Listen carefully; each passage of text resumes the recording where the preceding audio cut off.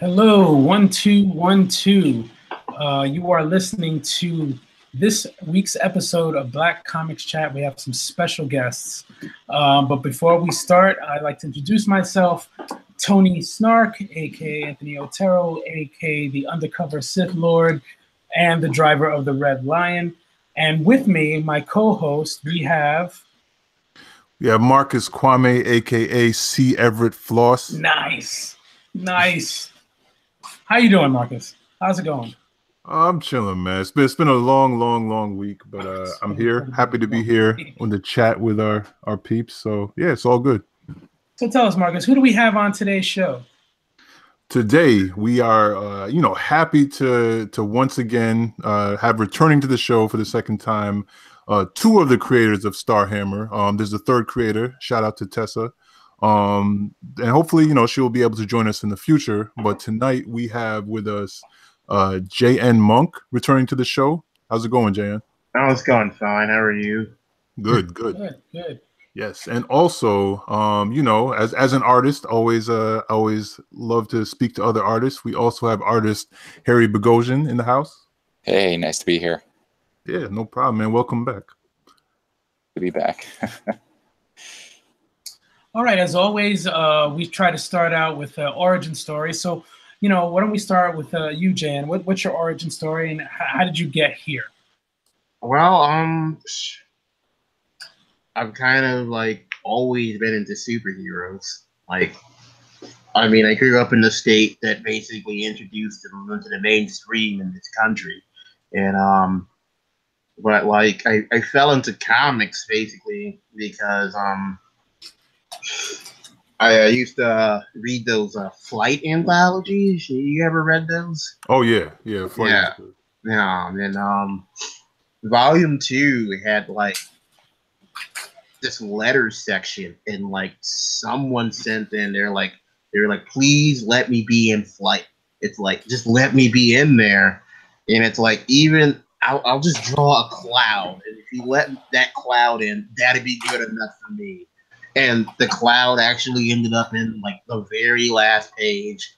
And that was what I realized. I was like, oh, well, if that guy could do that, then I could do comics. And I've been kind of doing comics ever since. Nice. Okay. So, your origin story sounds amazing. Thank you for that. Harry, what about your origin story? What's going on? How'd you get here? I'm sure comics is one of those worlds where everybody who's into comics or makes comics has been reading and loving comics their whole life. I feel like, or a very large percentage. I've always loved comics and read them, but I studied illustration, and after graduating, I went into doing concept art for a video game company, which I enjoyed a lot, but then in my free time after work, I realized I wanted to do something that was kind of my own, and I didn't have the resources to make a game. So I was like, oh, I love comics. I'll start making a comic. And I started working on that 2 days a week after work. And I just kind of loved it so much. I mean, you have, I make comics with Jan Monk, and he's a brilliant writer, and he comes up with awesome worlds. And I also do some world building on my own. And even when you're working with somebody else or by yourself, you have so much control as an artist in comics. You end up being the person who's making the props, you're the actors, you're the director for a lot of different scenes. And the more I worked on it, the more I was like, this is awesome. I just want to do this all the time. I get to have so much control, and there's no upper limit. Basically, the more energy you're willing to put into it, the more you can coax out of the world. So that was basically me just doing the last couple of years of diving deeper and deeper into spending all my time making comics. Yeah, I wish that I had the time to do all that stuff too. I mean, my 9 to 5, the way that's set up is just it takes over my entire life. It's not efficient. It's a lot of time. Yeah, it's definitely a lot of time. Just out of curiosity, and this question is kind of for both of you.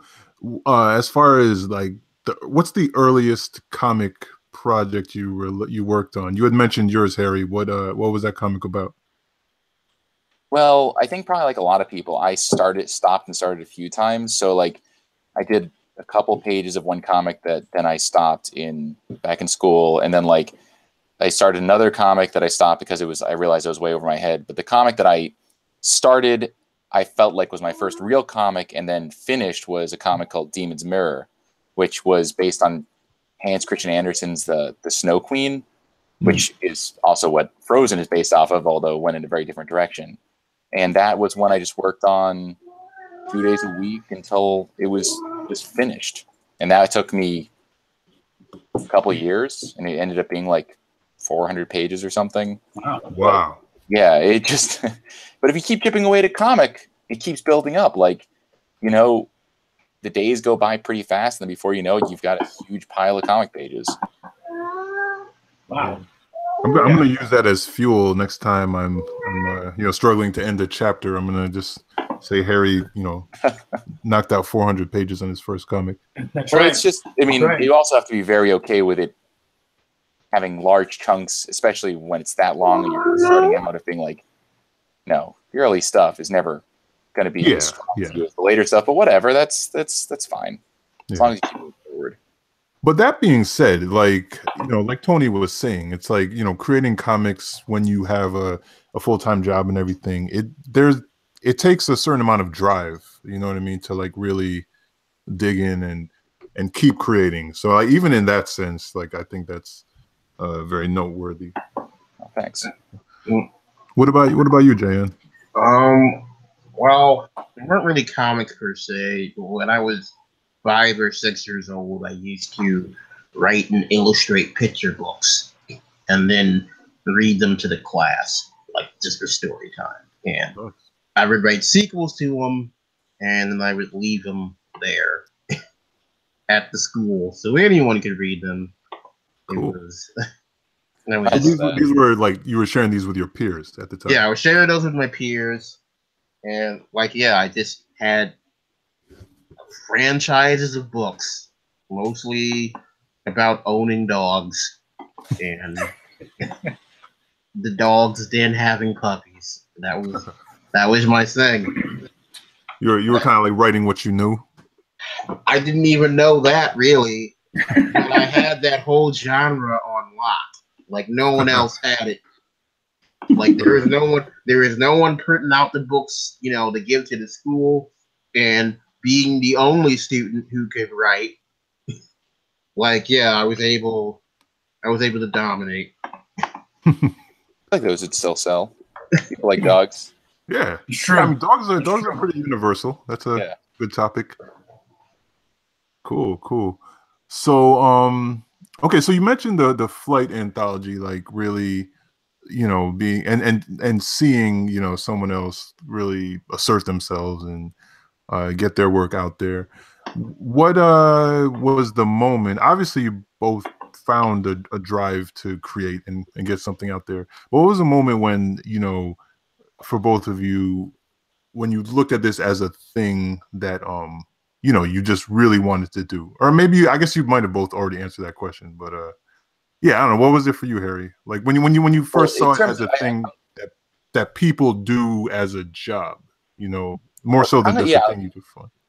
That's what I was thinking you were saying. And honestly, comics are kind of weird in that way, in that, like, I feel like in a lot of fields, if you start and in the first year, you haven't got like a good amounts of inertia going, then like maybe you're like, okay, well, maybe this isn't for me. But with comics, I made Demon's Mirror basically in a vacuum. Like I put it online, I shared it on some websites.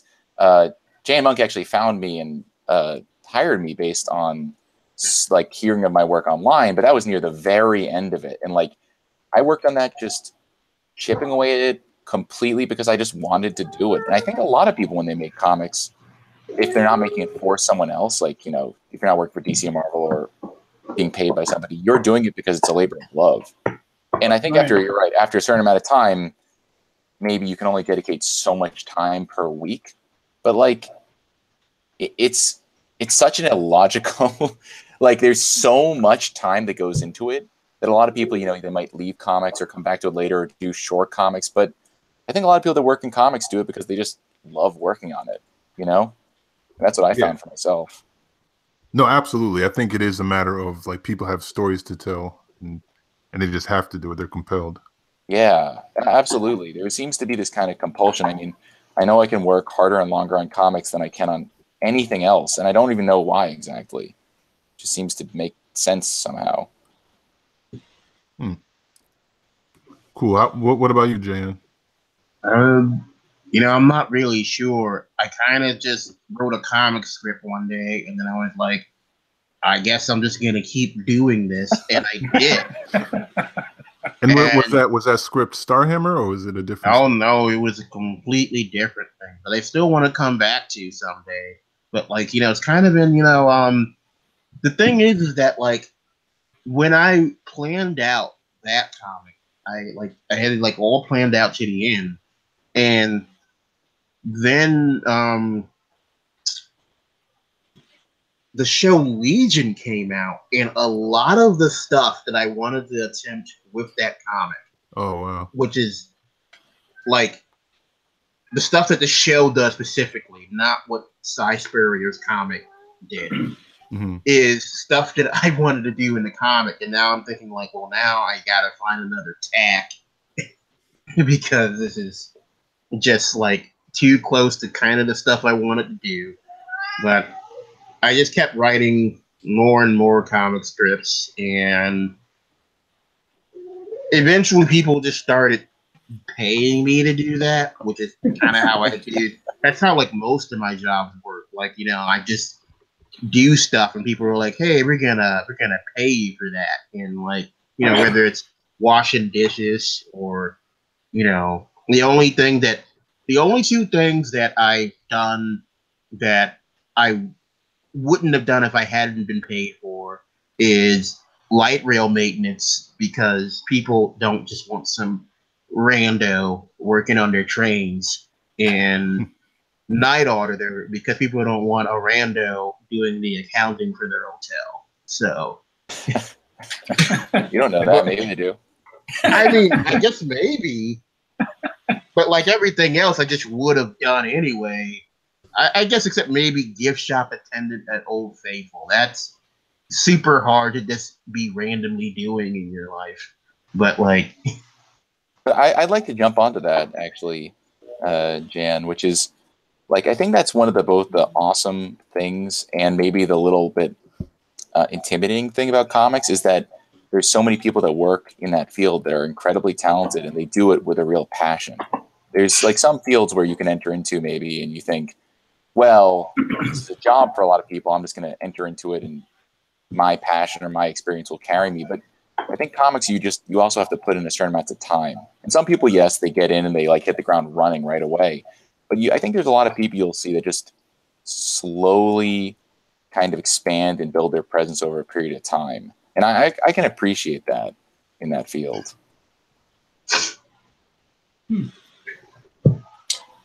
So I'm going to go back because I was going to ask the question how you two met, but I'm going to go back to that. So Jan, you did you see Harry's work online? It was like, I need this person. Like, how did that sort of end up happening? Well, like, honestly, I was just on a comics image board, and I came across like some random picture that someone just posted in there, and I was like, "Hey, what's that?"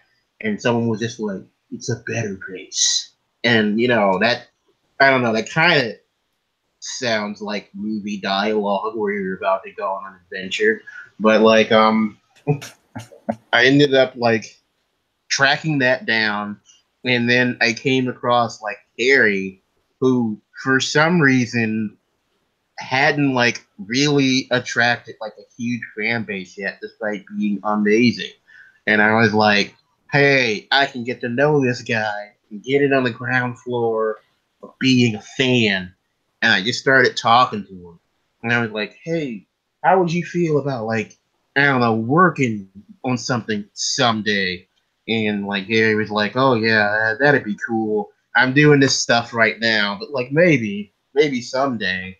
And then that's when like Starhammer, which was like already in the midst of being made, kind of like crashed because like we just couldn't keep everyone on board.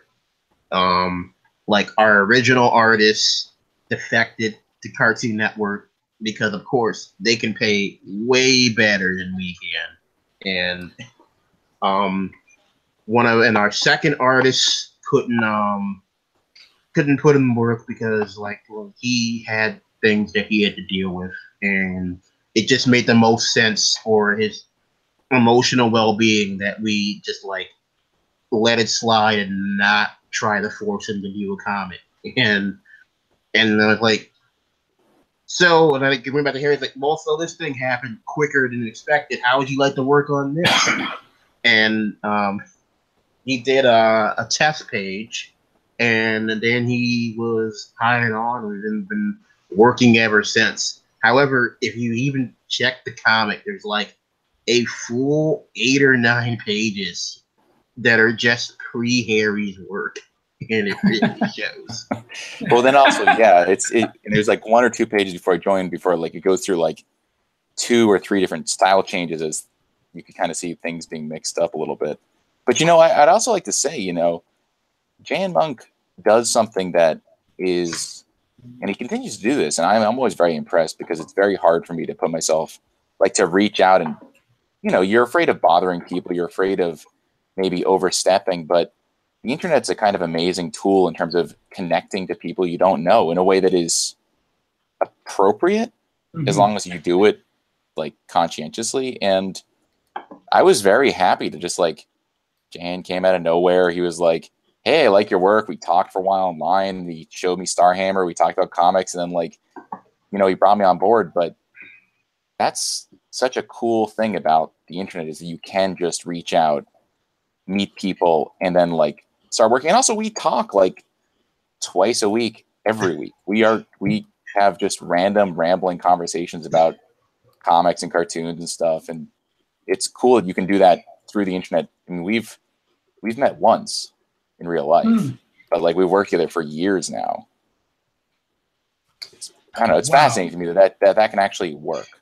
Yeah, that sounds fascinating. So is this one of those situations where, Jan, you will sort of write the script, like email or put in a shared drive, and how does that necessarily work?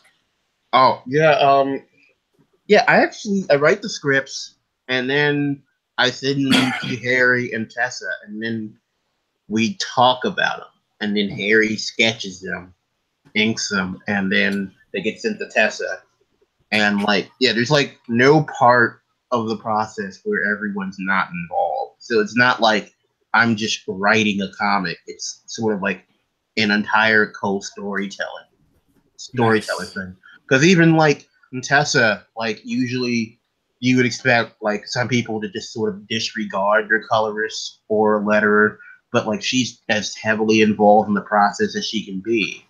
And when it comes to telling stories, and she's someone who does work a full-time job. So like, if she didn't also have to do all that, like she would be able to. I mean, for a while there, she was able to do like all these costume designs. She also did some sketches for a while. Like she does great concept artwork for the backgrounds and buildings. Like, like we were talking about earlier, people, it's a time management thing too.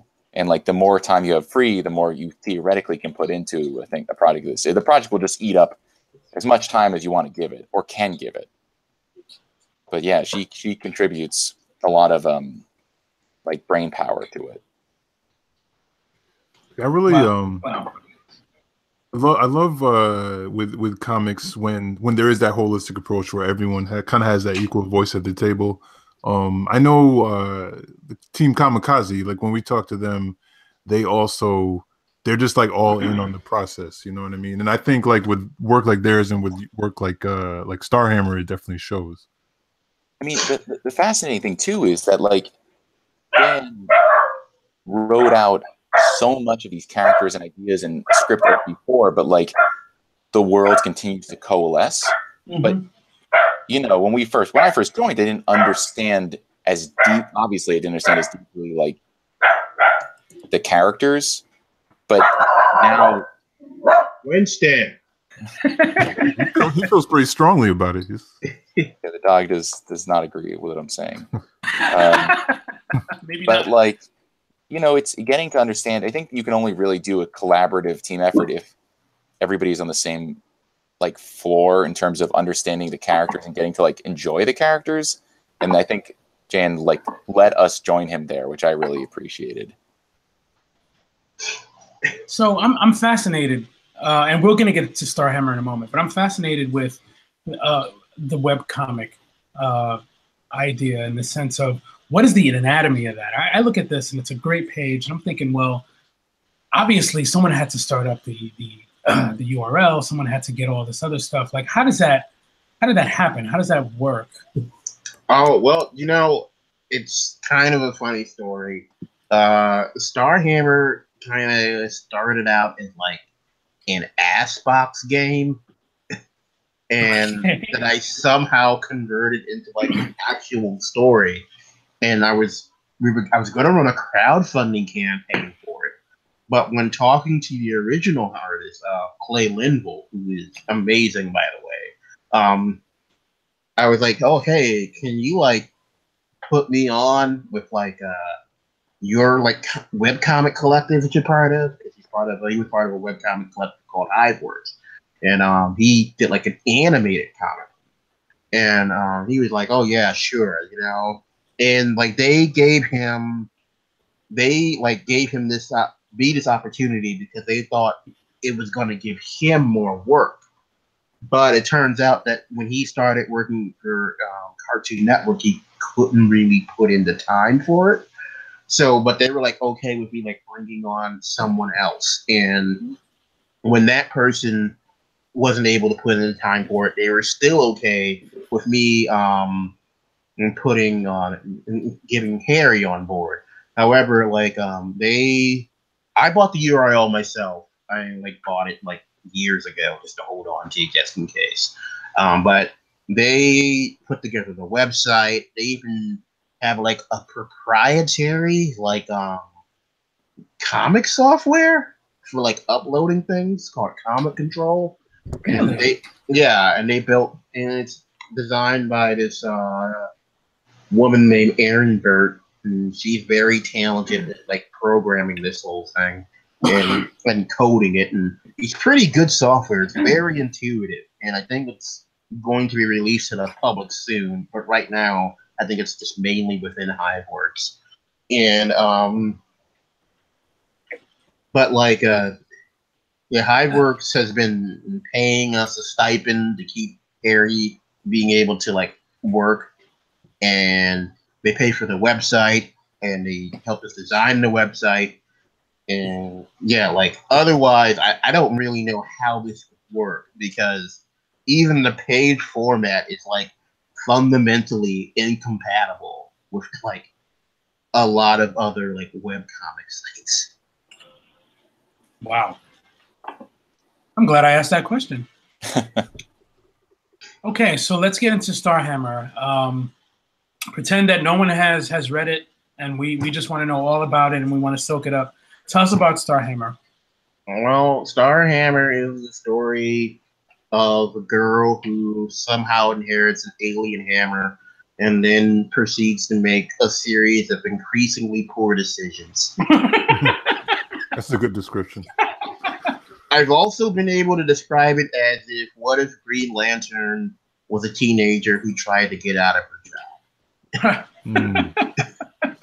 Yeah, it's fascinating in that Evie, the main character, she's like the opposite of power hungry. She fully embraces the idea of living and being fairly normal in a world full of people that are superpowered and have these amazing abilities. But this is not like something that can be turned down. And her best friend is extremely into it and is a huge superhero like fangirl. And basically you watch this young girl, Evie, just get mountains of responsibility almost immediately, and kind of like dealing with that as a teenager who has no interest in that at all. Yeah, I what I like about that, it's funny because it's like, I'm a Batman fan, but I think over the years with the idea of the Batman family, you see some people like, obviously Batman's done hours and hours of training. He's done his 10,000 hours, but like sometimes, you'll see someone else just kind of step up and start doing Batman type stuff, like with little to no training. You know what I mean? Exactly. And yeah, and it's like, I think what I love about works like yours is it kind of even though you obviously have a lot of comedic stuff, it really deals with like, all right, well, would a regular person, how would they handle this responsibility, and like, and would they even want it, and I think the way you guys tackle that is done really well. I'm sorry though, I didn't mean to cut off your No, I agree completely. Yeah. I'm sorry, I'm still on that Batman thing. Sorry. Go ahead. Izzy has put in her 10,000 hours, but her 10,000 hours are kind of worthless because, she's not like, she doesn't have any of the powers. Right. But, like, she understands a lot of, like, how the powers work. And I guess she would be able to handle them if she had them, but she doesn't. So, like, she's kind of frustrated with Evie a bit for not just sort of getting this right away. Because Izzy has already made this her whole life, while Evie has not even bothered to care. I mean, it's like watching someone get their dream job when you're their best friend and you want that and they don't want it at all. Like, Izzy is the kind of person who is a truly great friend, but I think you see it kind of kill her a little bit to watch Evie want to throw away this potential power. Oh, that's hysterical. Yeah. Also, another thing that in this world that Jan has made, powers have been around for a bit, and you've got a lot of teenagers that are, inherited or have these abilities, and they're kind of cavalier about them. It's not with great power comes great responsibility for every one of them. A lot of them just think this is a cool toy they have that they can then abuse. Evie doesn't fall into that category, but a lot of the other teenagers around her do. And so we see them like, you've got a young kid who can, has a powerful weapon built into their body, and learning to use that. Yeah, the Batman's a great example. Someone who is extremely conscientious of his limited power even, but you've got tons of people that are super powered that are willing to just do anything they want with them. And that hasn't come to an explosive head yet in the comic, but it's always kind of there in the background. Yeah,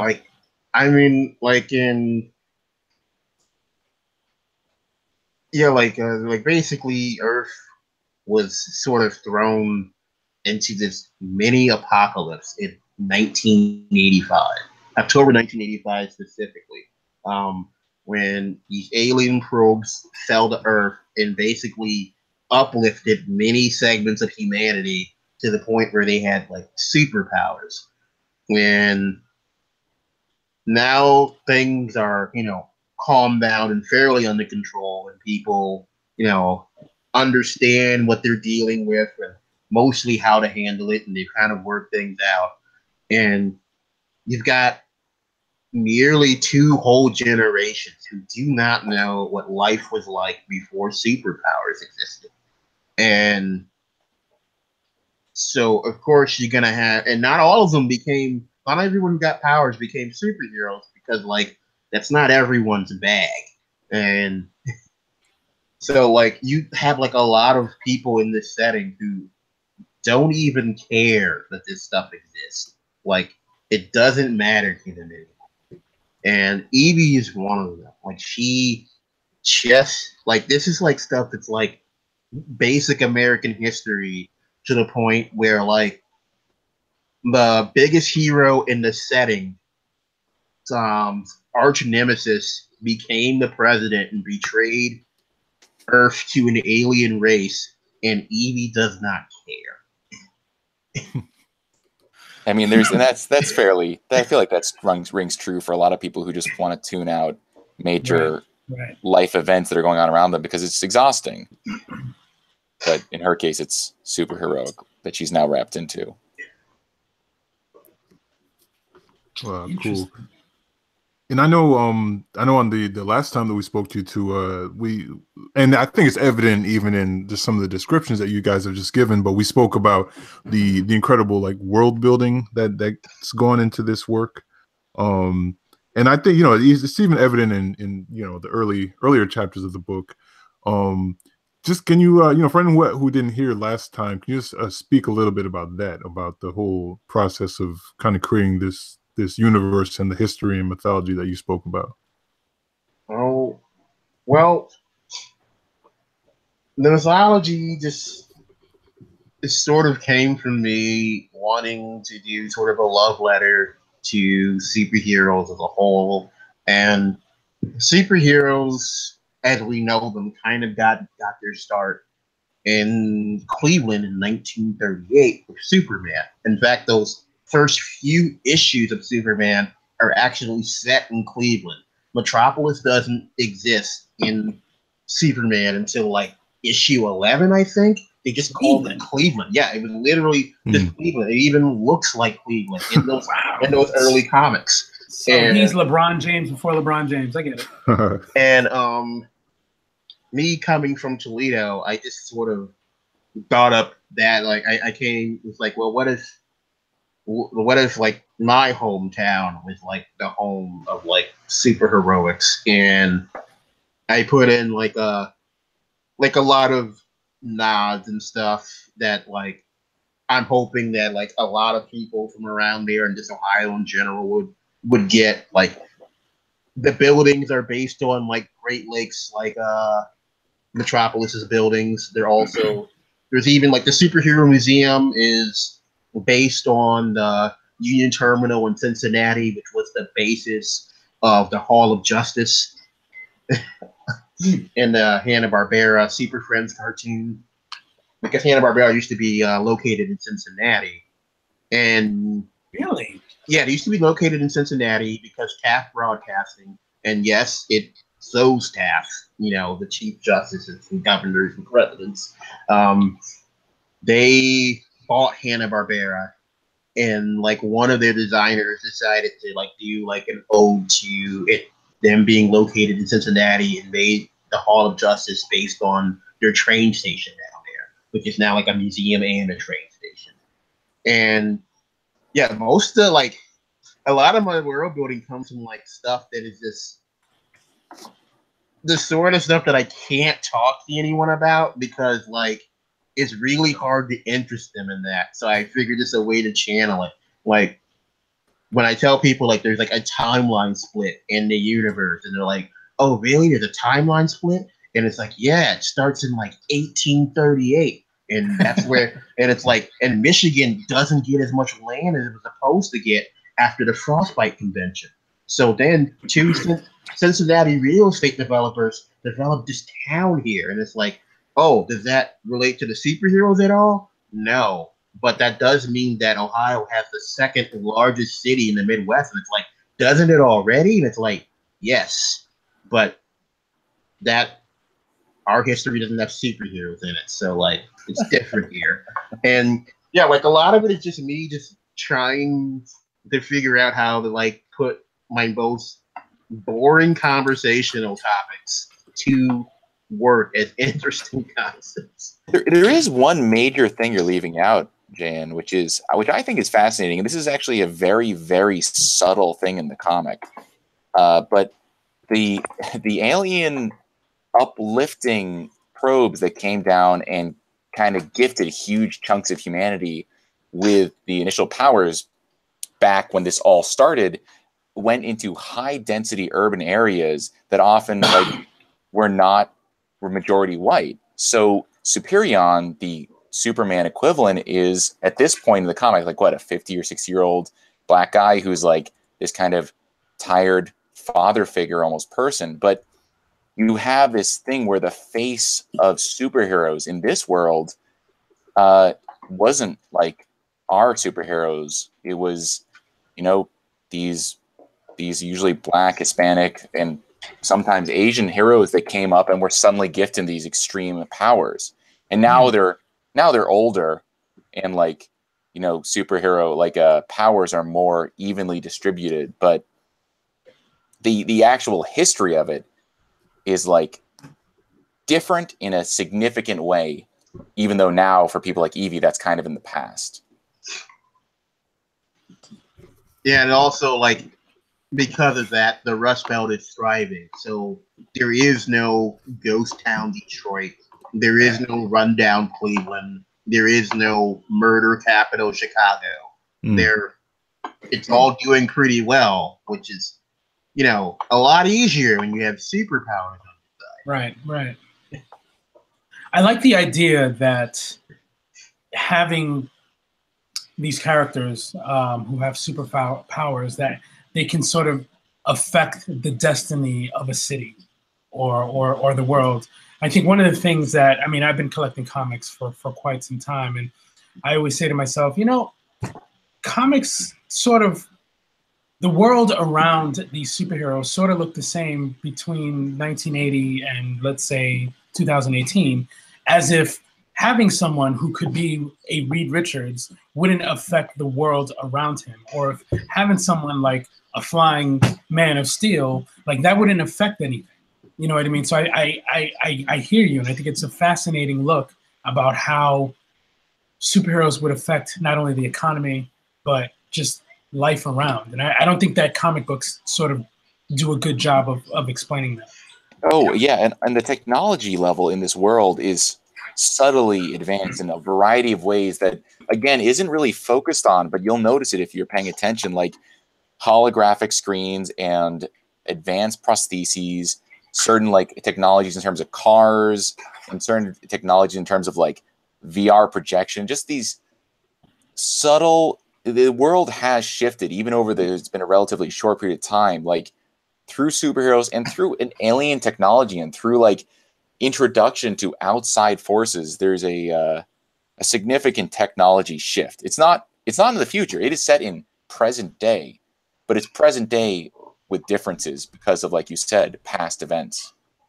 And because of that, there are things that we haven't gotten to yet that I'm not even sure they'll ever be explained deeply in the comic, but it's the reason for the certain absences and changes to things.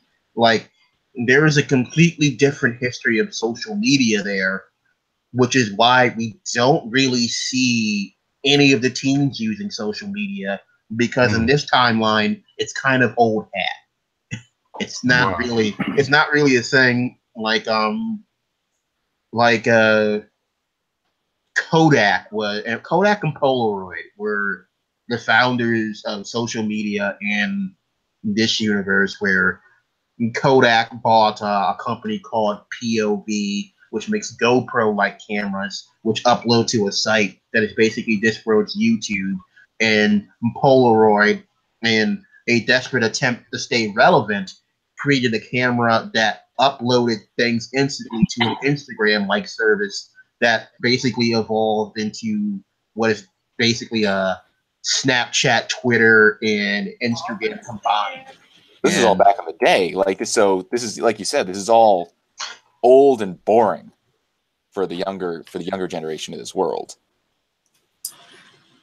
So this leads me to my next question.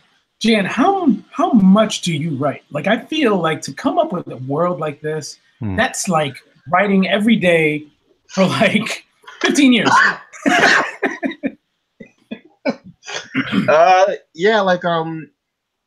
We used to have a group wiki, but then we just kind of fell out of it. But this is just times where I'm just walking Winston, and I'm just thinking about this stuff in depth, and then I come and report it back to Tessa and Harry, and we try to figure out how to place it in the best potential way. And there's this sort of density to a lot of it that we just kind of have to relate sometimes in weird ways, and we kind of hope that people catch on to them. And some of it is some of it is like stuff that like I write specifically to because it's like funny to me, and also to like convey just how much is different in this world. Like there's like a joke back in chapter 5 where they all go to a movie theater, and there's a promo for Dr. Seth MacFarlane PhD hosting Cosmos, because in this universe he decided to go into astrophysics as opposed to cartooning, and I guess because of like for some reason I decided to like navigate like this sort of complex characterization that would somehow involve that, because one of the main characters' mother is the foremost authority in astrophysics, and she lost out on the job hosting Cosmos to Seth MacFarlane, and she's still bitter about it. And Wow. But I mean, that's really the kind of thing. I remember when I first joined up into Starhammer, I was reading Arrow's notes or Jay and Monk's notes, and like, it's, I think, kind of interesting about comics and the strengths of every person is letting yourself indulge in those things that you like, and something that Jan loves is exploring, like he said, these things that might be considered kind of boring to other people, but if you put them in the right light, can be these powerful world building tools, which is how things skew over time, how companies change. I mean, there is this, I think, this misnomer that we are all set in this one path of history, and like, well, and that's what happens a lot in DC and Marvel. It's like, no matter what happens, everything stays the same. Right. And I think that's completely untrue. I agree with Jan that like, you only need to change a few small things to have these cascading effects that change huge amounts down the line. And this is gonna sound a little funny, but I feel like when I listen to you explain this world, like I feel like I'm hearing you read a campaign from like some advanced version of Dungeons and Dragons. You know what I mean? Sure, yeah. They explain shit that you'll never ever see ever. Okay, exactly. But you know it's there. You know what I mean? So it's just like, wow. Right. Oh yeah, I think a lot of this stuff, it's actually hard to try and figure out how to put some of these things into the comic. And sometimes they'll be there, but they'll just be like in one panel in the background of one scene. It's not relevant to the plot, but it's there. Right. Like if you wanted to find it, the information's there. Some of it like operates on like, if this was an ongoing superhero universe since the 80s, what kind of like event comics would there have been? And like that's how some of the logic works at. So like there was like a massive alien invasion in 2008, or in 2005 there was like something called a thought epidemic where everyone was infected with a musical plague where they would only speak in song. And like, yeah, like there's this is that's just like how I had like it, just thinking like, yeah, like what, and so we're going towards like self-contained comic events even in Starhammer that I don't want to spoil yet, but like it's like, yeah, every 2 or 3 years or so there's like a major event comic sort of thing, and that's how I sort of landmark certain changes in what's going on in this universe. And these big events that Jane's alluding to, that like we've alluded to or shown in the comic, they can be easily passed over because just like in a comic where a big event happened in the past, you can miss them if you're a later reader. But they do have relevance to the comic and will continue to have relevance. And so we'll keep returning to them. So when, you know, sometimes as a reader, especially for a webcomic, you're reading these things one page at a time over a period of weeks, months, or years. So you're not always going to catch all the subtle little like nods, but maybe when you go back later, when something's happening, you're like, whoa, wait, what's this person doing here? What is this thing? You go back, you're like, oh, that was talked about in chapter 3 and 4 by these characters, or that was shown, this guy was shown in the background. Like, I feel like it's important to have to lay down the foundation for events that you want to do later, even if you can't come right out and say, here's what we're going to do down the line. Wow. So, and I feel like you're sort of leading me to the next question. How far out in writing are you? Are you, you know, for example, if you deal with things in chapters, let's say you're in chapter 5 as an example, are you at like chapter 30? You know what I mean? In your writing, and you're just sort of leading us there? Like, do you have all this planned out? It's sort of like a flexible thing where like we have all the major plot points for 3 separate books sort of mapped out, but like we're flexible enough that we allow ourselves to choose the path to get there based on how we're feeling right now. So like, so that way we're not like just locked in. Like one thing that was like super major is that like the party scene was never planned. It was never planned out. Like the things that happen around the party, that was all like something that was completely planned out and that we were always going to do. But Harry was like, hey, like what if like Evie caused trouble at a party? And I was like, huh, that sounds interesting. And like, and then I just ended up writing that whole thing in like in a few days, and we were able to slot that in, and it worked perfectly. In fact, it worked better than what was originally planned, and that's basically how we function. But there's like certain things that are just super locked down to the point where like we're hoping people like see it, and when they get like further down the line, like we have already alluded to who the ultimate villain of the story is in the stupidest way possible, all the way back in chapter 1, and people are going to catch up to this eventually, I hope. But they've already, I think most people have already disregarded that clue, and I can't wait till they, finally catch up. Now I got to go back. I mean, it's one of those things too with webcomics where you do read them different. Like if you go into the store and buy yourself a 23-page comic and you burn through it, it just reads so differently. 23 pages, that's weeks, that's months sometimes with webcomics in terms of actually reading them, Right. So like digesting them is very different. It just ends up being a very, very different beast. And that can be amazing though, because it does allow you to have these weirdly high amount of flexibility. Like you'll make a few pages, Errol will write a few pages of the script, I'll be drawing them, and then we could be talking, and then some idea could strike us, and you can change courses subtly or massively if you need to. And it's still like, from a reader's perspective, whatever, they're still reading it. But from your perspective, you have that flexibility, for better or worse, Yeah, like sometimes it can be for worse because you kind of get stuck. But mostly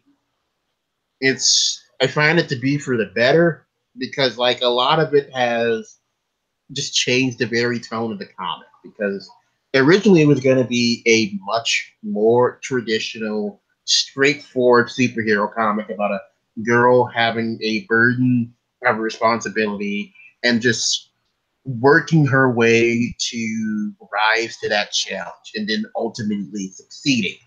But when I let things get more flexible and like let just sort of current things get into there, it ended up being more about like a girl who was not really up to the crushing expectations and responsibilities that was like thrown on her. Because like if we would have kept it the other way, like it would have, I guess, been satisfying. But I mean, I might as well have just been writing Green Lantern. But with this here, it's a much more personal story about like, what it's like to just like it's just sort of like a mindset, really, where you think about like how you may not just be ready for things, but you have to do it, but like in a way that's more exciting than like, well, I don't want to work a terrible job, or I don't want to like, or I'm not interested in this, or maybe I'm not cut out for college and stuff like that. Like it externalizes that as like a superhero adventure story, as opposed to just a superhero adventure story that's just happening because someone wants to punch something. Yeah, and I think it's, you know, I love stuff where the superheroes are great, you know, but the more layered stories that are provide like a fresh look at that concept are always the things that I think stick with me the longest. And I mean, I think you guys have definitely done that here. And yeah, I think it's, you know, in regards to what Tony had asked, I think it's something that I could see going on forever. What's the reception been like to the comic? Like it varies. Like sometimes we like hear that people just really love it. Like apparently after the latest Star Wars movie came out, First Movie's Death recommended our comic as something to read after seeing Star Wars. And which is interesting. which was like, oh, that's neat. Like watch The Last Jedi and then come over to us. We got your back. But like other times, it just seems rather muted. We haven't really caught on big yet, but we always sort of hear from people every once in a while, and it's like, oh well, this is amazing. All right, goodbye forever.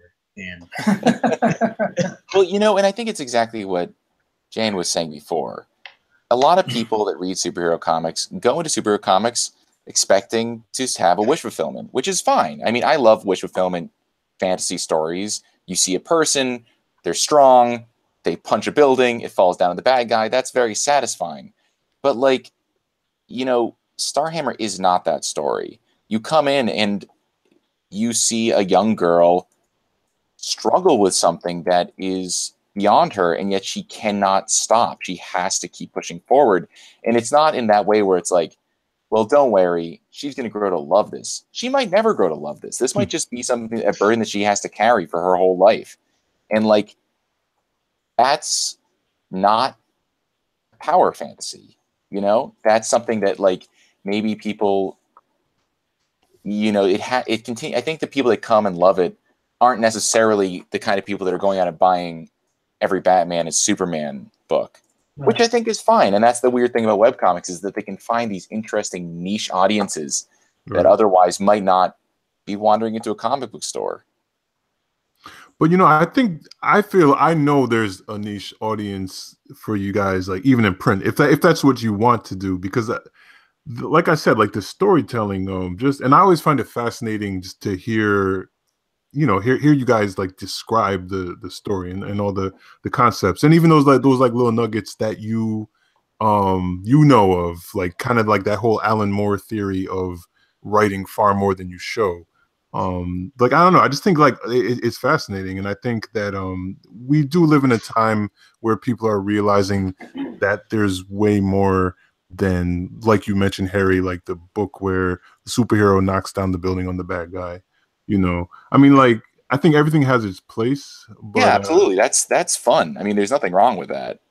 Yeah, but that's what I'm saying, though. Like, for me, I actually kind of get numb if that's all that there is. You know, like I don't feel that as much because I've read so many superhero comics. And I'm not down on the genre, but like, yeah, like something where you really get into this character. First of all, I mean, like, yeah, Evie is just a unconventional superhero, you know, in so many ways, and I think that you do like really get into her head, and you know the way she wrestles with all of this, and I think that makes for a far richer story. So I don't know, I want to see you guys blow up because well, I mean, you invited us onto here, so you're obviously not like gonna, you obviously do have your good feelings towards the comic, which we appreciate.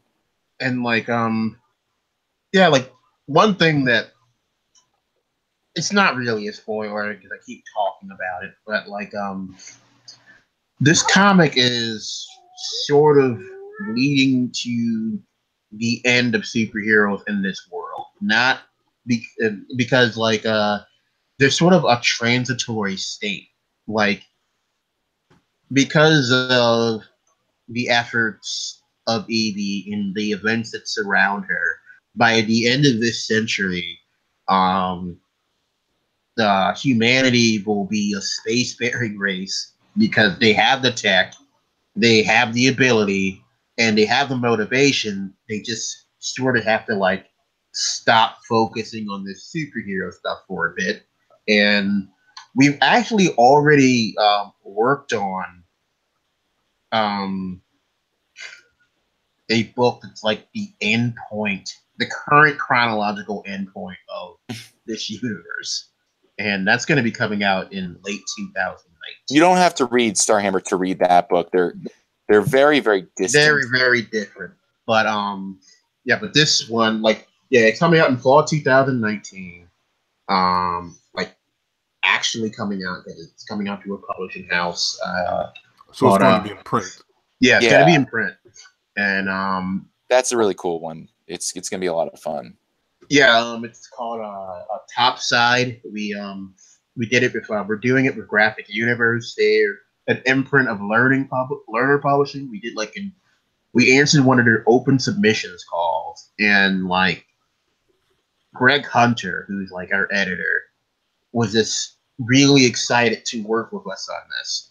And it was basically about a teenage girl who has lived and worked inside this artificial planet her entire life. And she's basically forced to go to the surface for the first time in order to find like a power source that she accidentally destroyed. And like gets trapped up there. Yeah, she gets trapped up there, and like she encounters, towns that are actually camouflage killer fish. She ends up on cities that are like living insects that like walk across these vast deserts, and it's a very sci-fi, it's a very different feeling comic, but it's got some similar things in terms of a protagonist that isn't a power fantasy. I mean, again, it sounds like we're kind of coming against power fantasies, but just this character, again, is gritting her teeth and doing what she has to do. Seems to be a common theme. So, like, and there's still, like, I'm hoping to pitch this direct sequel to Starhammer that's, like, closer, and it's about, like,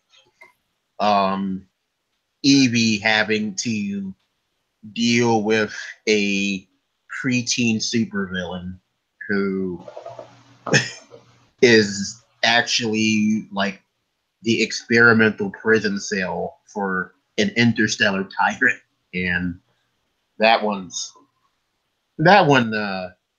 might be a hard sell, but I have a lot of faith.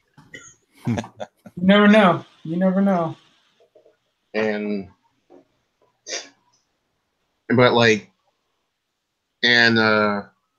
Yeah, I keep trying to explore certain ideas of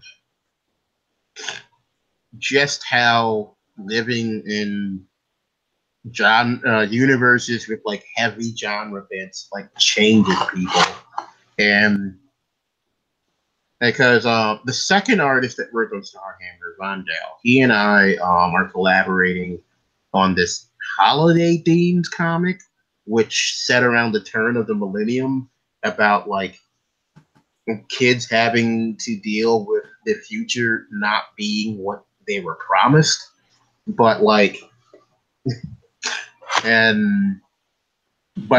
uses the kind of like sort of like genres that were like pretty popular at the time to explore this. So like It's called I Hate the Holidays, and I Hate Halloween has it where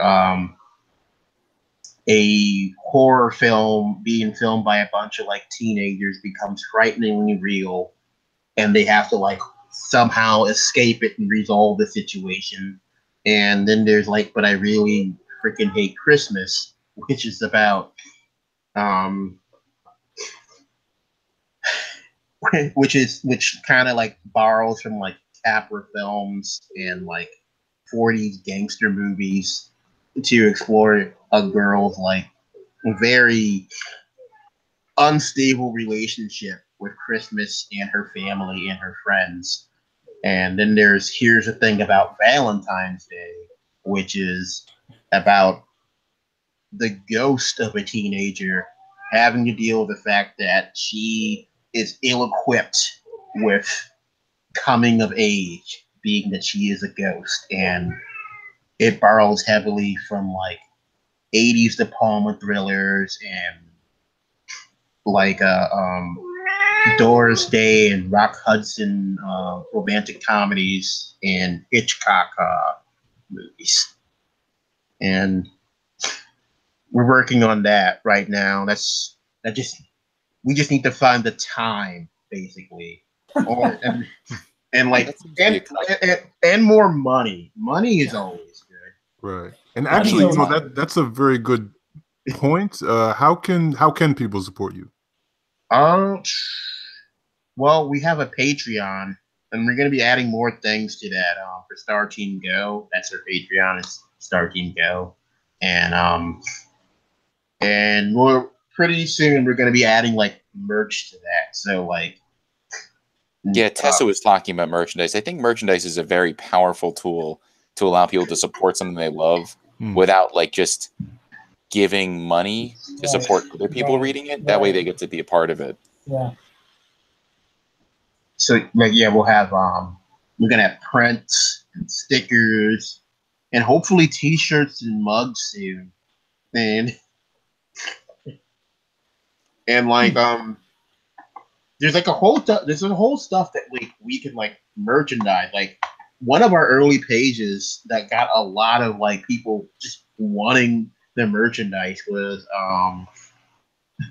when Evie is wearing a shirt with like a bunch of like multicolored dogs lying on top of each other, and it's for like a franchise within universe called Space Pups, and people were like, somehow Space Pups like developed a small fandom stronger than that for the actual comic for like the first few months, and people were just like, hey, I just want a Space Pup shirt, like we're gonna get one. And it's like, well, it doesn't exist. It's not. It's Arrow. That goes right back into your earliest creations, right there. Right. You know, your puppy stories. That's basically.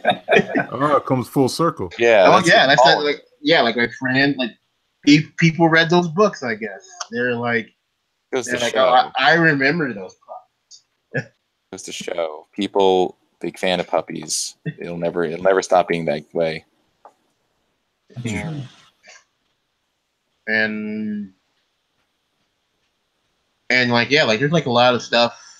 There's even stuff that is technically coming up that we can't really speak about yet in regards to Starhammer and my own like career, and because like even more people have decided, oh, we're gonna put these guys on, and like because of how publishing works, that's gonna take a while for us to talk about. But there's potentially some really big, great news ahead. Wow. All right, so we have something to look forward to. Oh yeah, like everything moves so slowly. So yeah, like this would actually be like, this is actually my third time on the show. This is Harry's second, but the first time Vondell was on it. Okay. Yeah, there have been 3. You're right. This is the third appearance. Yeah, like, you know, I missed last year because I got super busy, like being a rando fixing people's trains, and I also because I moved from Toledo to St. Paul, Minnesota, where I've been living for a while, and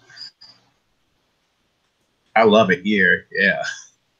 What's the comic scene like there? The comic scene here is fantastic. One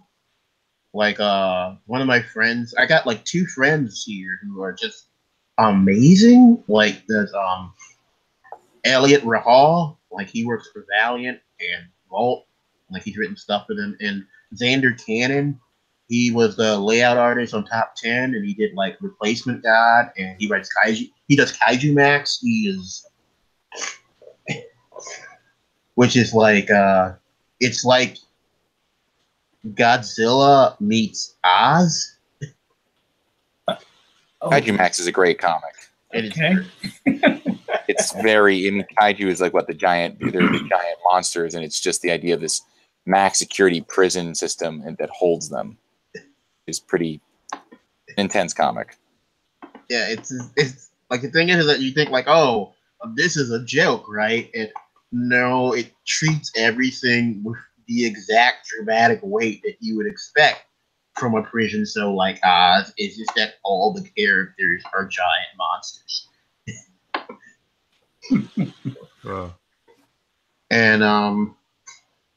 And yeah, there's a lot of like, there's even some like really heavy hitters up here, like Dan Jurgens is up here, and he's actually gonna be at my LCS tomorrow, and I'm gonna I might bring my Action number 1000 to him, or I might just wait till like the Comic-Con that happens this spring to take it. But and there were even more heavy hitters like back in the day. I think like Neil Gaiman did a lot of his best work in the Twin Cities. He's not here anymore, but like he used to be up here. But it's a great scene, and I'm part of a few circles on various levels, like indie, major publishers, and like webcomic alike.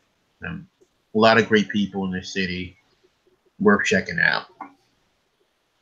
That's cool. So, talk about that a little bit about as far as like webcomic networks, because I know you guys are you mentioned you're part of Hive Network, but even as far as like in person, because I like Tony mentioned, I think webcomics are a really great medium way to tell the stories.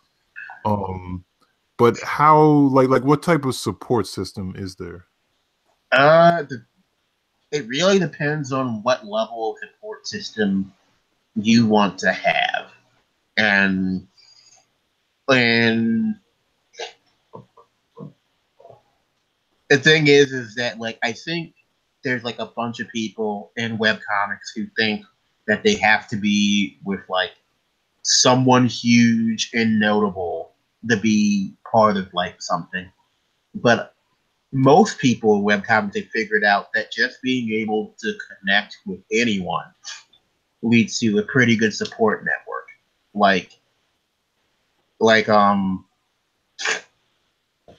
People will just help people out just because they want to and they believe in webcomics, and everyone's pretty much willing to start a community because how else will they get to know about this stuff or get to know each other or learn the craft? Like Harry, he's part of the Tapasta community. Oh yeah, I post two of my comics to Tapastic. I used to post one of mine to Tumblr, but Tapastic has just had a really nice community, so I've been happy to post my stuff there. And they'll do like free hosting and everything. I mean, it's really how much you want to put into.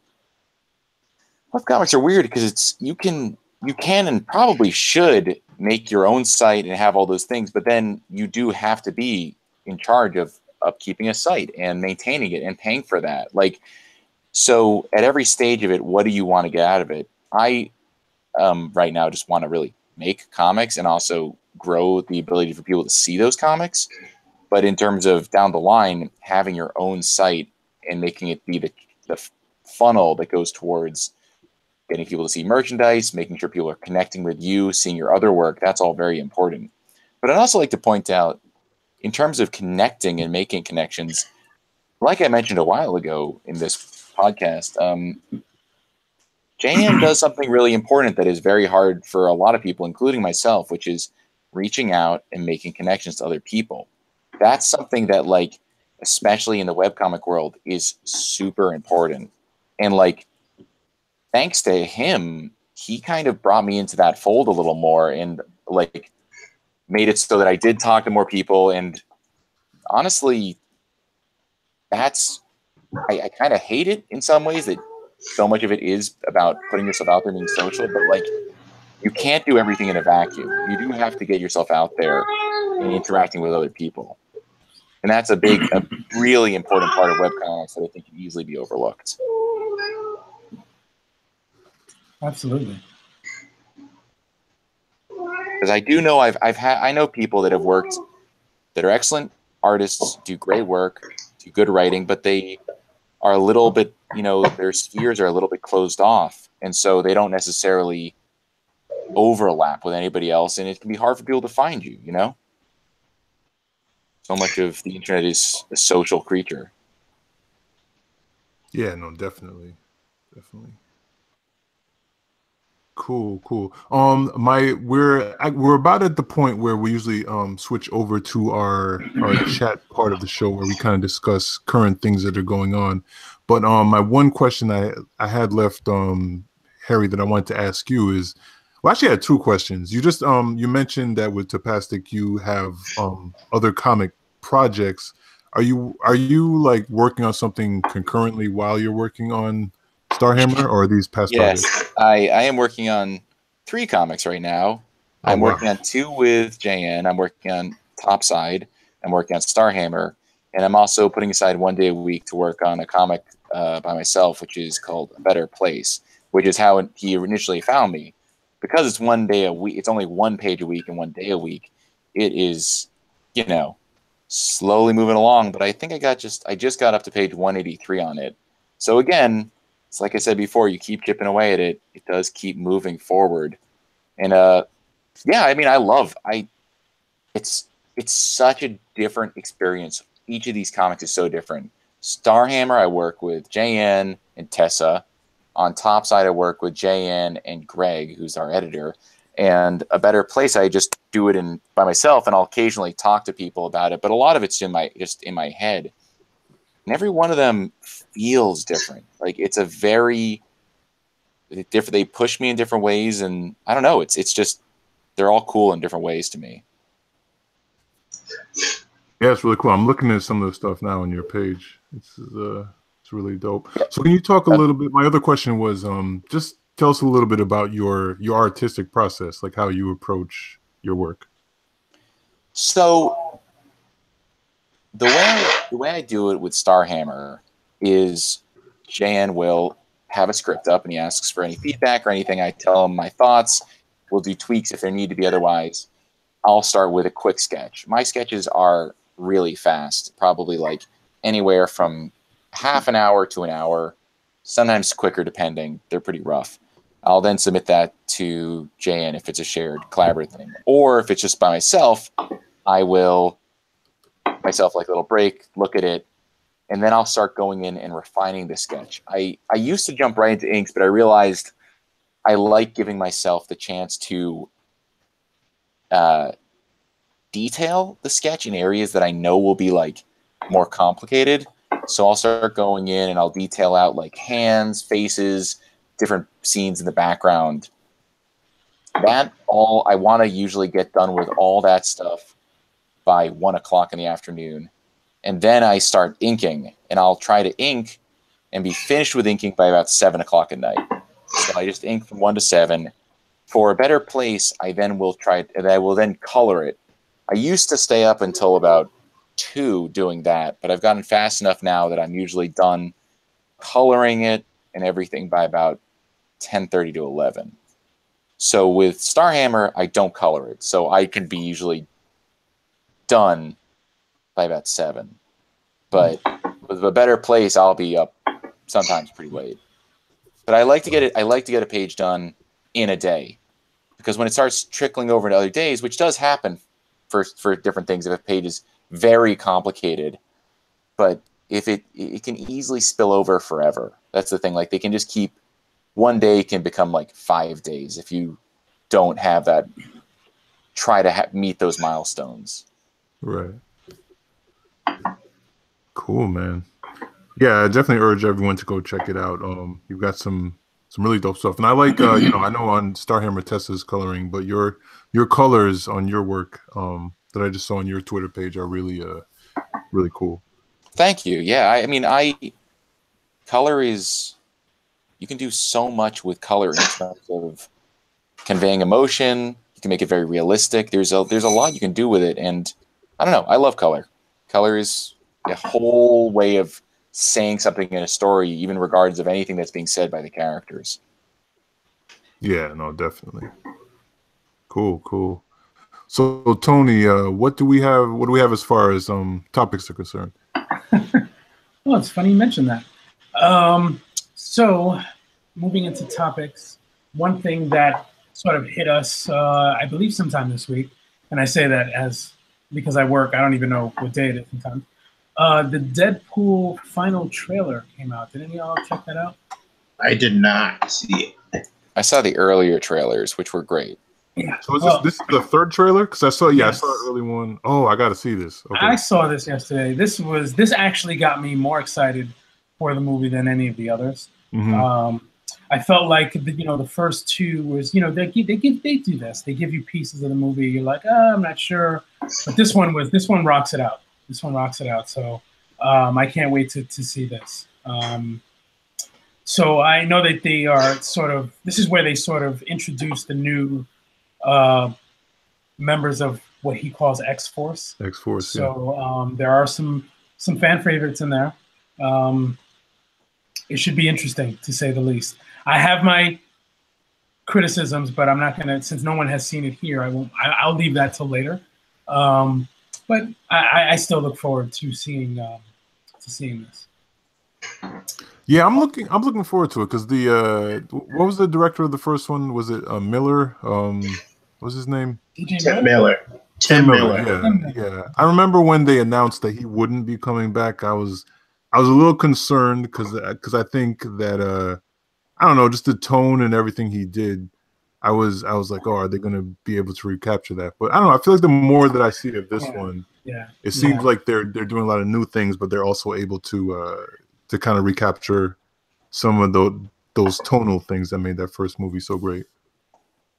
I think it looks different in terms of tone, but there's definitely familiarity there. But I'm very interested in seeing how they address a lot of the different characters. I mean, in the first Deadpool, it was him mainly, right. And then you had Colossus.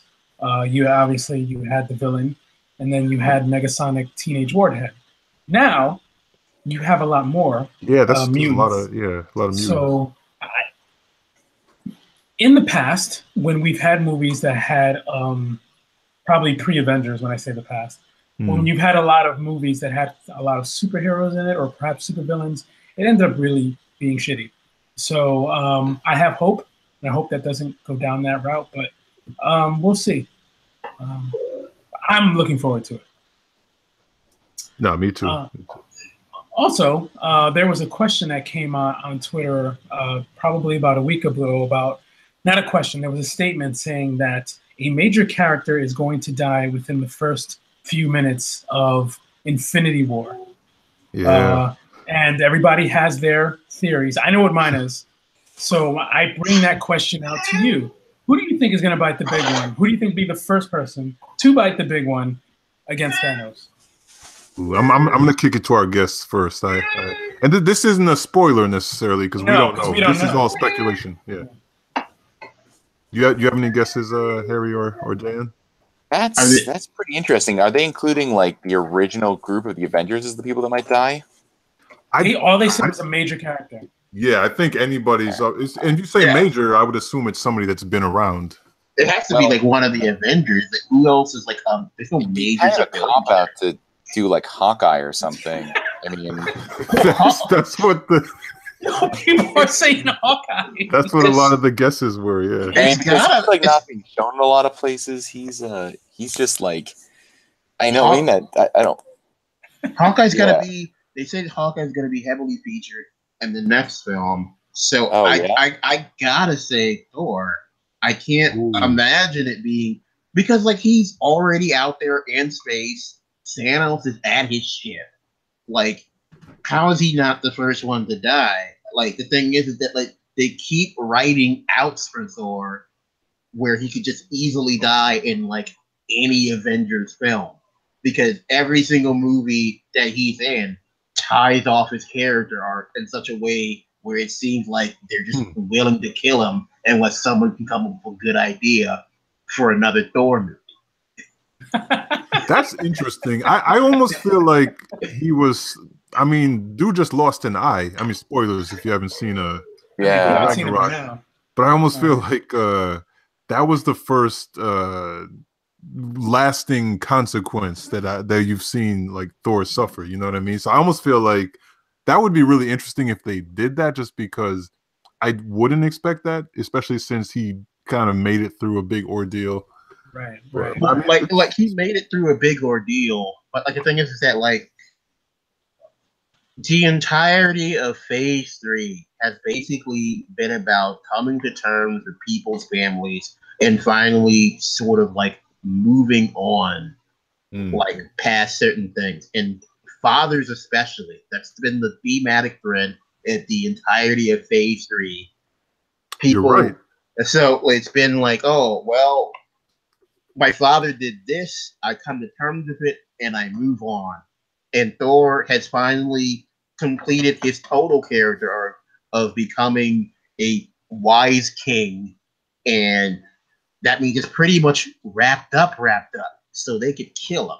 And Chris Hemsworth has already said he's pretty much done with Thor, unless Marvel gives Taika another chance on like Thor 4.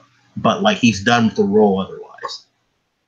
I also will say, like, I've been thinking as you've been talking about this that, you know, although Iron Man is just like one of the main characters and has always been there, has always been around, like, does Robert Downey Jr. want to keep being Iron Man forever? Like, everybody else seems, yeah, like everybody else is showing up so much. Like, you see everybody else, like they're also it seems like they're so happy with those roles, but maybe he's like ready to stop being Iron Man. And if that's the case, he would be an excellent person to like because it would be really impactful. You know? Well, yeah. It may be in this movie and it may be in part 4, but he is dying. Like, and as I've been rewatching some of the earlier films in preparation for this one, there's so much foreshadowing, like from Avengers, at least Avengers 1 on, of Tony's death. You know what I mean? Like, and whether it's like a near-death experience or whether it's just kind of like, I don't know how he just like random bits of dialogue. I feel like they've been peppering foreshadowing of his death for a long time. Yeah, he seems like such a tragic figure in some ways. Over and over, like so many other characters have these great friends and families, and he has those, but somehow also less so. Maybe that's because he's one of the earlier heroes, and he doesn't get the fun times as much as the other heroes do. At least that's how it comes across to me. So I go back and forth a lot of times. See, the thing is that I actually last week just read all of the Infinity Gauntlet, and a part of me is just like, you know what, they are within their rights to kill everyone, and then obviously bring them back as they've done in the comic book. Mm-hmm. But me being an obsessive person, I've been really like looking at the trailers to see, to figure out who was in the beginning, because you figured, okay, Thanos is going to show up in Manhattan. He's confronted by, as it appears, Spider-Man, Iron Man, Doctor Strange, what have you. By the time he shows up to Wakanda, because that's probably 2/3 of the movie. Black Panther ain't dying. Like the newest, yeah. The question is, who's in Wakanda and who is not in Wakanda? And I will tell you, I don't see Tony.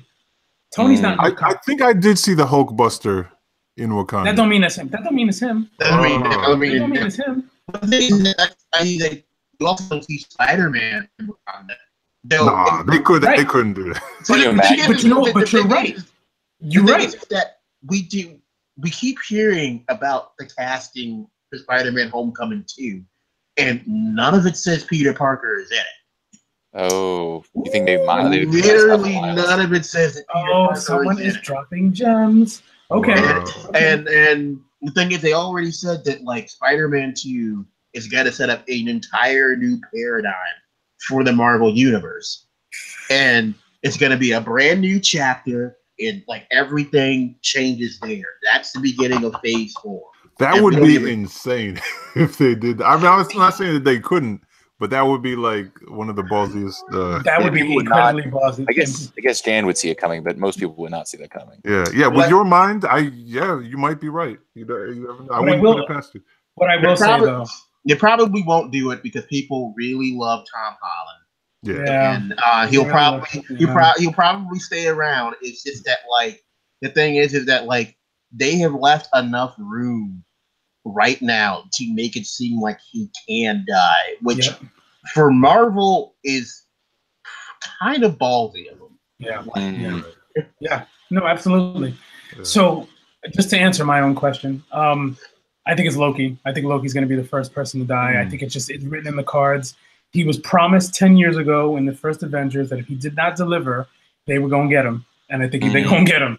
So I think that's... Does he even count? Like, I mean, he is a hero. He's been around, but does he count as one of those big heroes? Yeah, and that's the thing. It said major character. Character. So I think that they do that to sort of like throw your scent off because a lot of people like this actor. So he's great. Yeah, I think it's him. I think he's going. That'd be a great way of showing how badass he is, for sure. Yeah, exactly.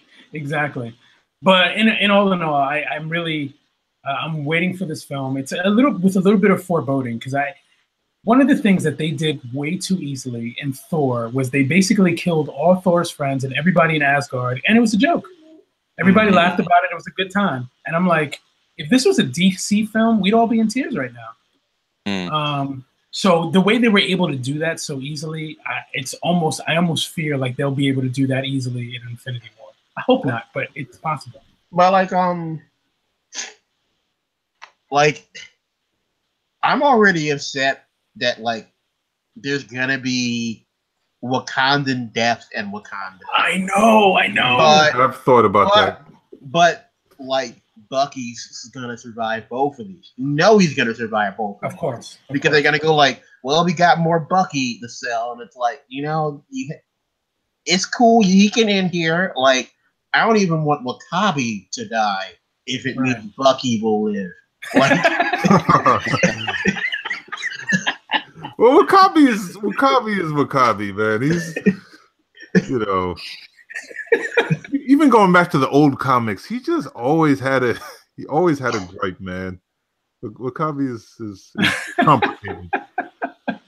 Oh, that's awesome. I love that movie. Oh God. Oh, are you kidding me?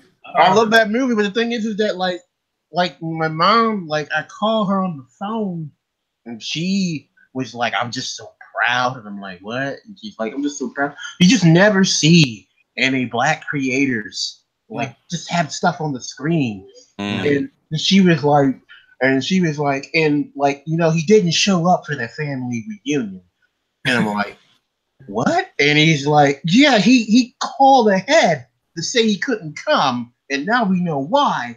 And it's like, what are you talking about? And he's like, oh yeah, Ryan Coogler, he has a Toledo connection, and he was holds accountable for him. And I'm like, you just can't. Like, I guess my mom wanted to be a photojournalist, and that day I found out why she didn't, because she buried leads completely. And it's just like that's something you lead with. You don't go like you don't go like, oh, I'm so proud, and then 5 minutes later explain that Ryan Coogler is a distant cousin. Like, how's it like the first thing out of you? Exactly. Wow. I mean, then you start thinking, so why wasn't I at the red carpet? I mean, hello, what family? He rented out a theater, I guess, and in Toledo for family members to come watch. So you never know. That's like so your uncle James Earl Jones just stubbed his toe the other day. Yeah. It's like oh yeah, your Uncle James called, and it's like I was like, oh, that's cool. I don't remember Uncle James. He's like, he was just sort of busy, because working on the Lion King. And I was like, that's great. He's like, yeah, he was talking about prepping for Mufasa, and it's like, how do you? He was working on a Star Wars. Yeah, he was working on the Star Wars. You didn't know you had family in England? Yeah, cousin Idris. He just flew by. Yeah. What? That's amazing. What else should we talk about? So I'm sorry. I actually have to bail, but it was really thank you so much for having me be a part of this. It's coming. Thank you for coming in. Thank you for being you so much. Your art is great. Thank you. Thank you. I'll have to follow and listen to what you guys talk about later, but I hope you have a great rest of the podcast. Yeah, thank you. Too, man. Keep up the good work. Good night. Yes. Thanks. You both all too. Bye. I gotta catch this Thursday's Atlanta, but I gotta wait till my roommate gets back from New York. Oh yeah. I've been catching up. Yeah. Well, Tony. I mean, can we talk about Teddy Perkins? Has everyone seen?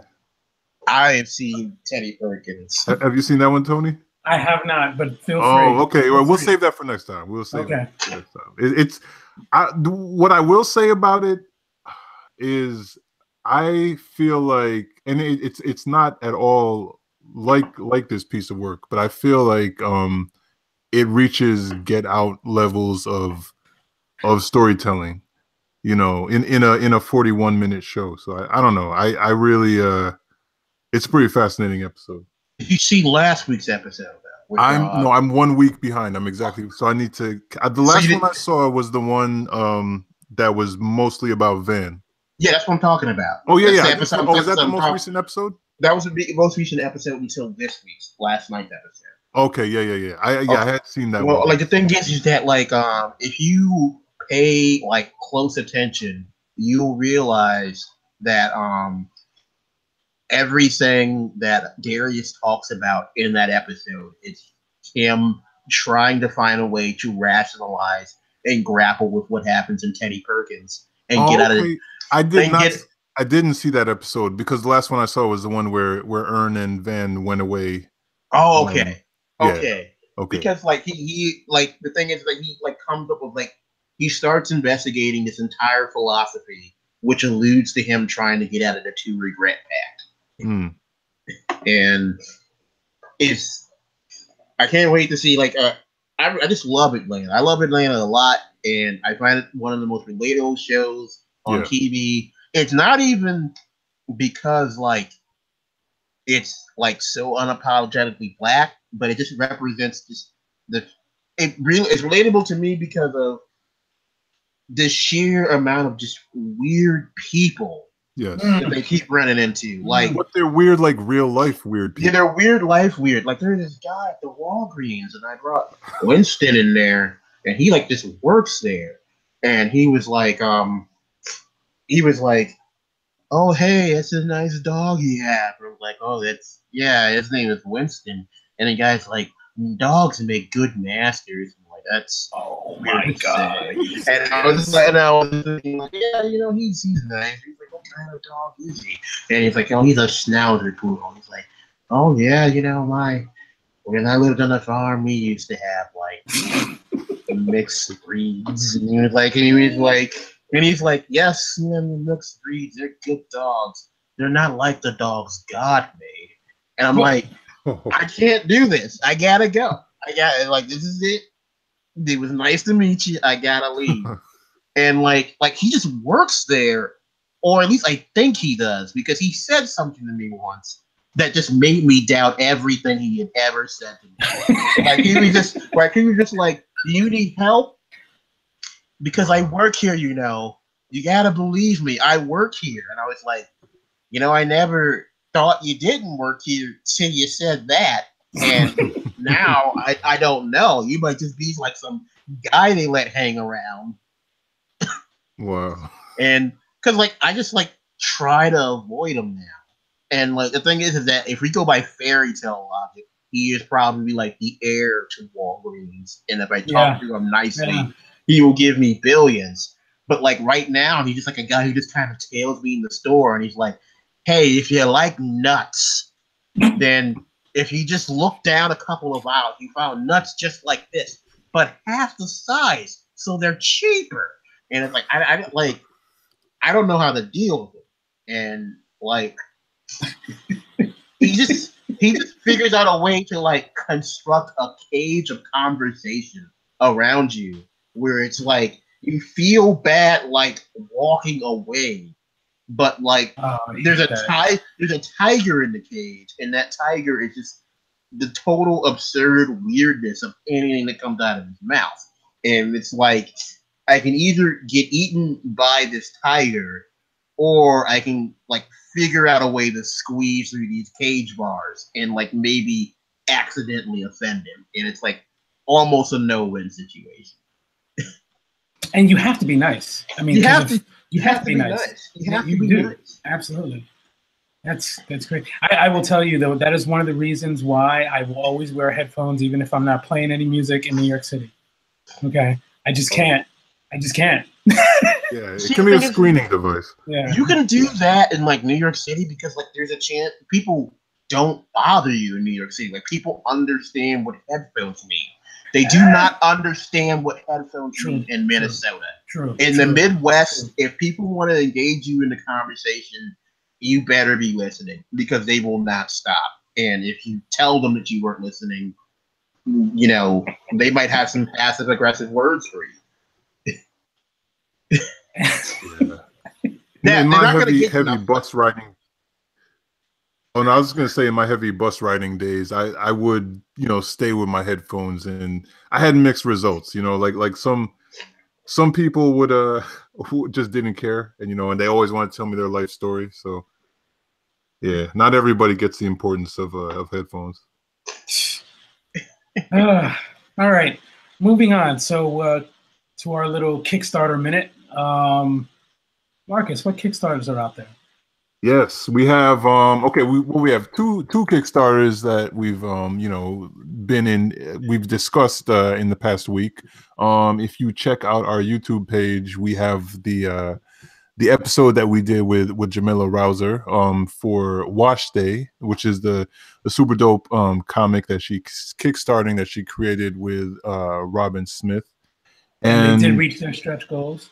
They reached their stretch goals, so we can definitely say that Black Comics Chat, friend of this show and fave, Joe McGill, will be doing the Spanish translation because that was the next level that they were trying to reach. So they hit that stretch goal. But if you are one of the people who haven't contributed yet, definitely get on board.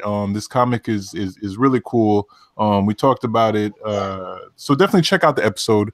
We'll tweet the link, but it's Wash Day, and check it out on Kickstarter. We'll make sure the info gets out there. And the next Kickstarter that I want to speak about also reached its goal, I believe today, because I think I checked this morning and it wasn't quite there yet.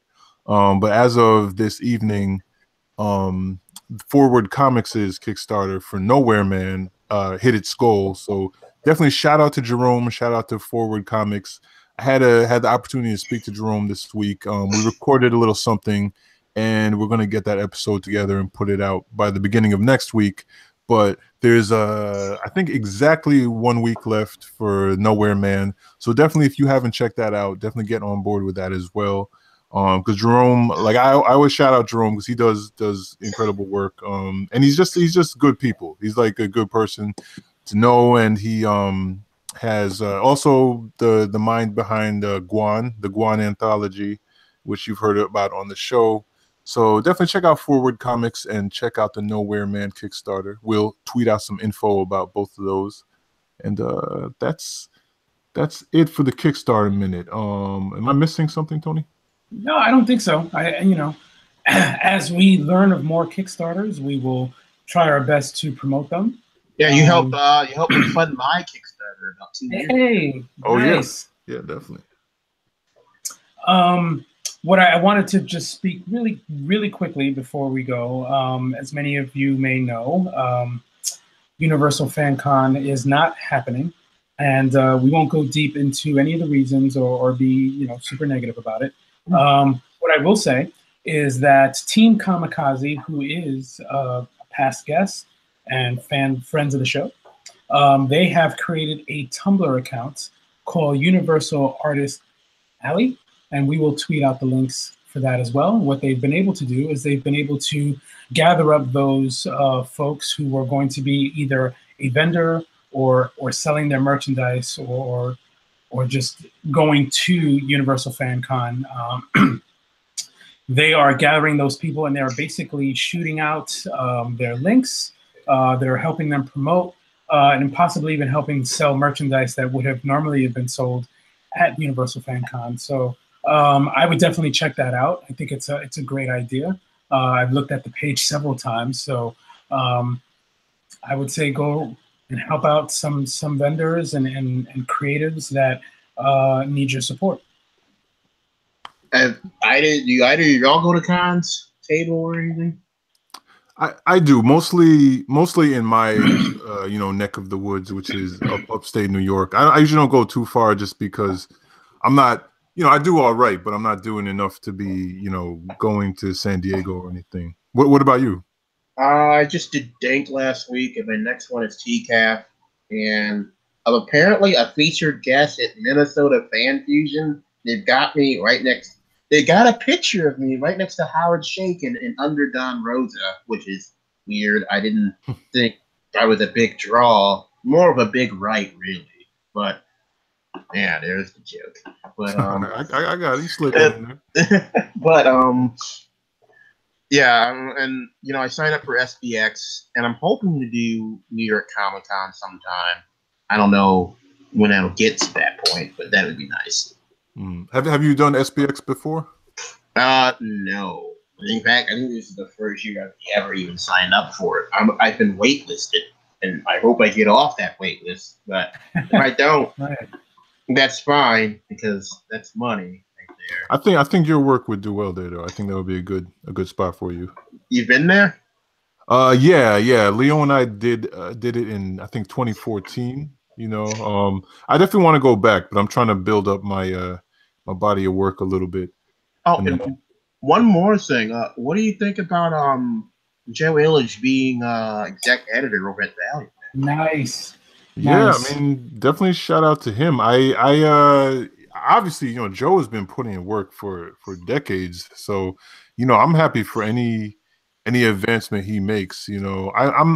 I'm not too worried about Lion Forge. I think that they have a strong team in place, and I think that the good work that they've been doing will continue. But yeah, man, I'm happy for Joe. Yeah, I'm happy.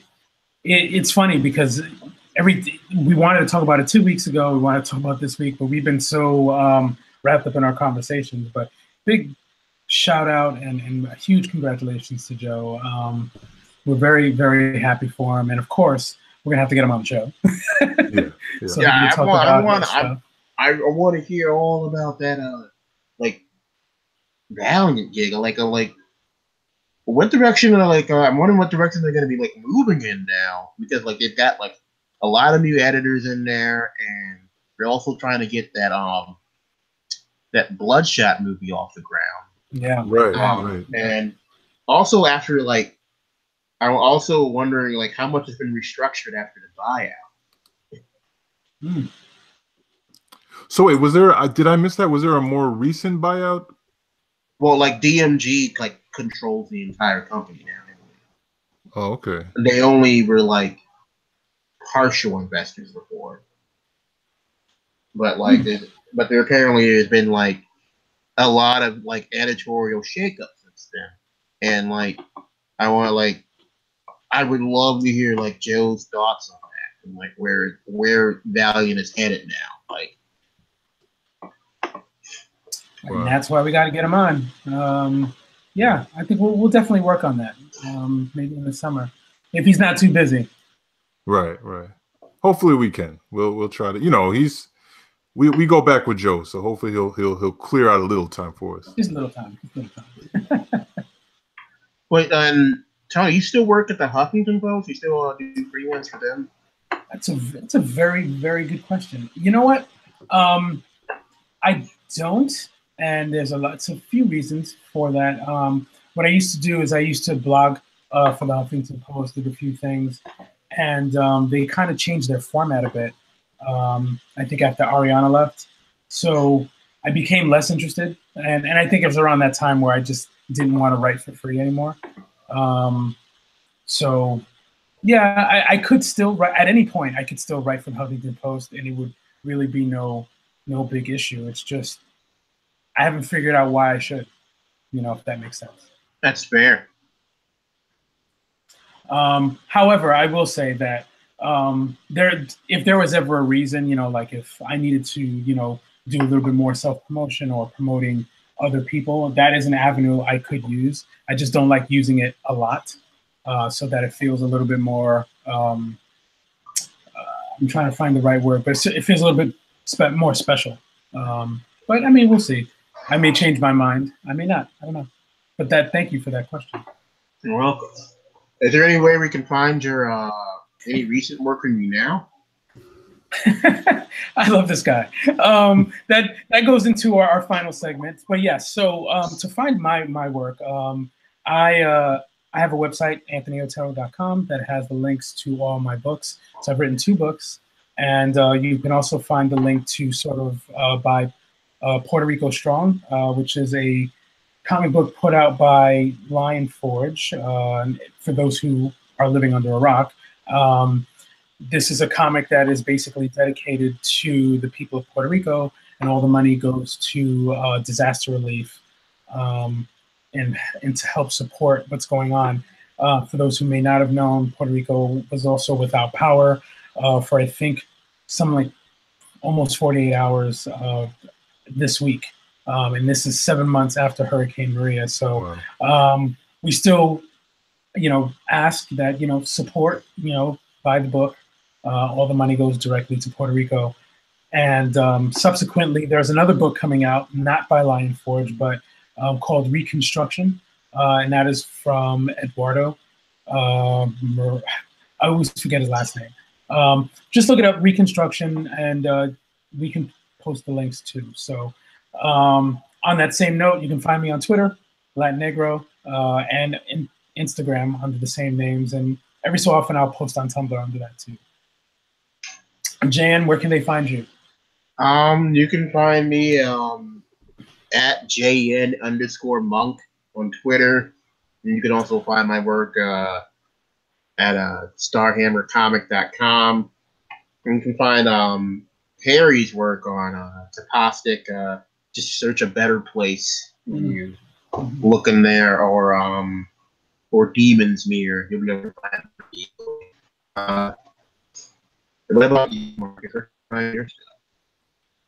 You can find me on Twitter at Marcus Kwame, MarcusKwame, and also just on the World Wide Webs at marcuskwame.com. Working on, I'm currently, my whole life right now outside of my day job is illustrating Cash and Carry book 2, 60 pages of color artwork. So it's a lot of work, but it's a lot of fun. So that's my main thing right now, but I'm definitely got a lot of stuff going on. So check me out there. Right. Awesome. And one of the things that I really love about what we do is that we all support each other. I am also kind of secretly writing something, a comic book, because I need to get more experience. So I'm definitely trying to sort of get that worked out, which is why I asked a lot of questions about webcomics. I find that to be so fascinating. So thank you, Jan. This was if you can, if you look into webcomics, it might be a really good thing for you, especially if you end up especially if you can do something where you do like short stories and like update them every week. It's a really good way to get your name out there. Yeah, I agree. Let's talk more, Tony, because I got ideas too. Just about webcomics and what you can do with them. Nice. Okay, so can I say one more thing, Tony? Of course you can. Okay, sorry about that. Well, the only other thing is I want to assure people who still support Snow Days that Snow Days lives on. It is more issue 2 is more than halfway done. I would say 3/4 of the way done as far as art is concerned. But I have a hard deadline for cash and carry, so Snow Days is gonna get knocked out and finished as soon as cash and carry is done. Awesome. And yes, Snow Days is a must read. So please, support. Okay. So I think that's it. I think we reached our time limit. Thanks again to JN. Thanks to Harry. We will obviously have you again once the things you can talk about, you will be able to. Yes. So that'll be some awesome stuff. So everyone go check out JN's work. We'll tweet out the links to Starhammer Comic. And I think that's it. Yep. Thanks for having me. No problem. Thank you for being on. All right. Good night, y'all. Good night. All right, y'all. Peace.